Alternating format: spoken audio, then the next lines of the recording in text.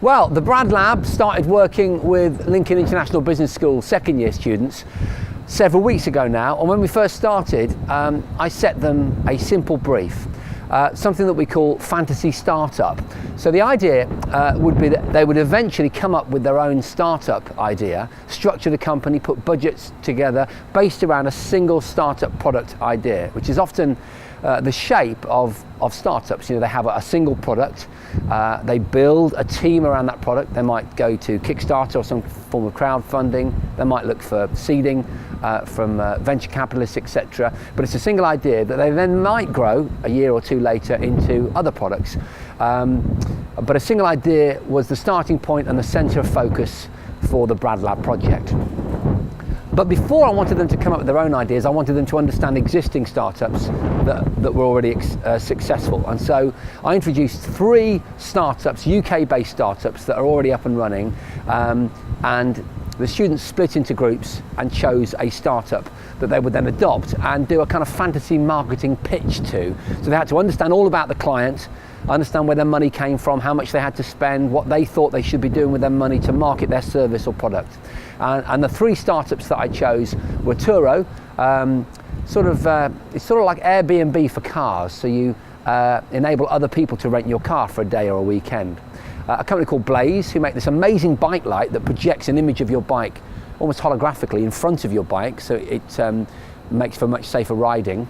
And the 3rd startup is a personal favourite of mine, SamLabs, who make these fantastic educational blocks that use Bluetooth and enable you to make simple things like a dragster or I don't know, Nerf gun Sentry or whatever it is that you want to create.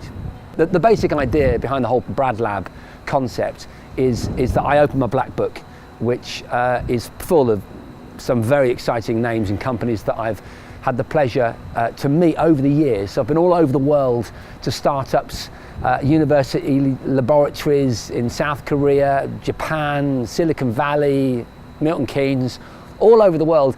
And I've got this great black book of contacts. And so the BRADLAB concept, which has worked in a similar way with product design here at Lincoln, engineering here at the University of Lincoln, and now in the business school. It's about opening that black book up, bringing real world business into the education environment and getting the students to get their hands dirty, so to speak, with real business.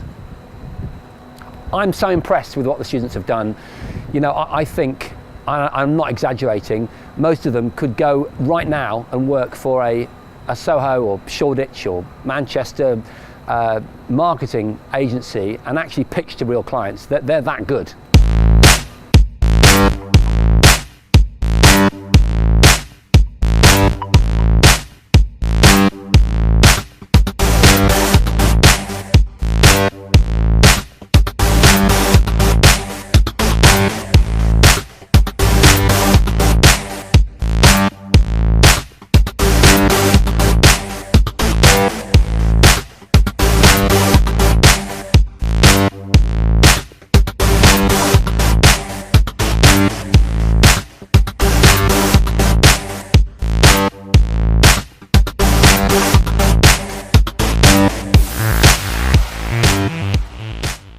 So the idea of the whole project really was to just try and bring a little sort of real world focus into the business school, which isn't to suggest that it doesn't exist, but to give it a kind of startup flavour and to focus it on the sort of spirit of entrepreneurialism, which is so important now to understand that, you know, we live in an age when literally you can come up with an idea, you know, on Friday night, and you can have it, you have your Kickstarter project ready to go by Saturday morning, and you can have your prototype ready for your video by Sunday with your 3D printer, and fully funded, ready to go by the next weekend. I mean, that's a bit of an exaggeration, but but in essence, exactly. Did you start with Kickstarter? We did, yeah, we did. 2.5 years ago now, we raised £125,000. So that really actually kick-started the company, where the name comes from. So definitely was a good starting point. But it all starts with a great idea, a business plan, working through the numbers, testing the viability. And I think that's one of the key things that really came across today was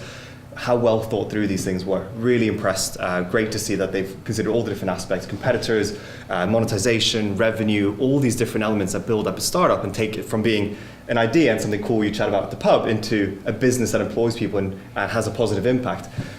They've really thought about that whole end-to-end thing, which was phenomenal. So really, really impressed. Great to see all the work done by the students. Yeah, I loved it. I'd say in conclusion that sort of all three pitches were viable. Yeah, really, completely. And were surprisingly on point. Like the way that they interpreted trends in startup culture is quite uncanny, really, because ultimately they are university students and they're only young and they're not, you know, they haven't always got time to do a great deal of ancillary research outside their already busy academic lives. And yet all three of them showed a real awareness of what's happening in the marketplace. Absolutely. And where you know, investment is likely to come from. You know, they understand what's required. All three of them, I was really pleased to notice, used an AI component because that's the hottest property in any startup right now in 2017. Yeah, and doing so in a very thoughtful way as well. It's not just about saying, oh, we're going to pop AI into it and slap it on. It was about thinking, how can that new technology, how can this trend, this new development improve people's lives? How can it solve a business problem? How can it solve a personal problem? And it was all used very thoughtfully and very appropriately. And I think that's one of the key things is your idea needs to make sense. And they did. So. Yeah, they're a real credit to the business school. Yeah, absolutely.